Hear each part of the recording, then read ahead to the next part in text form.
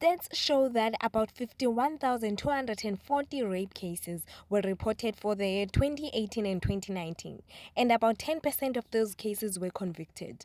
The Alexandra Institute partnered up with Miss World SA Sasha Lee to launch care packages that victims can get when they go to report these kind of cases in police station.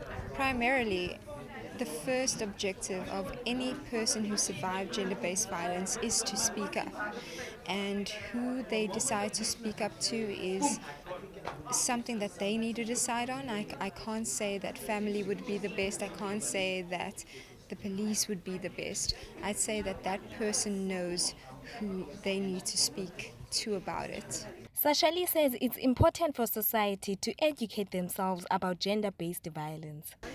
The first thing is this: you need to embrace your story, and I'm just going to unpack that. It's something that I speak about all the time, because a story and a socialization process, how we were raised, what we exposed to, is what breeds our perpetrators, it's what silences our survivors, and only when we accept what we stem from, or what our story exactly is, can we understand and take responsibility for the behavior that we project onto the common society.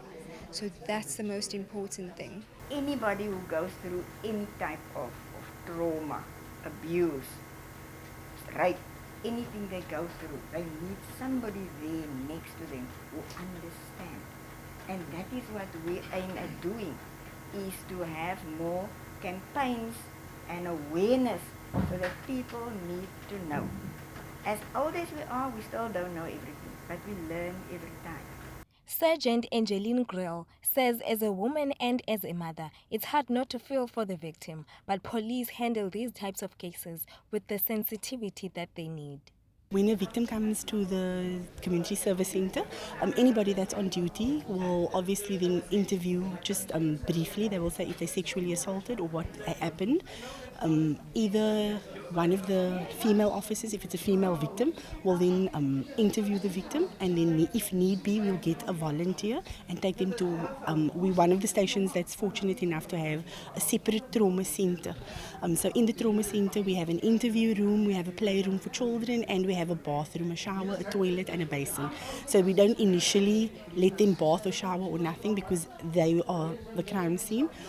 So we take them there for the sensitivity of the case, and we remove them completely out of the eye of the public. So it would only be the victim support worker or one of the police officials, which is generally myself sometimes, or most of the time.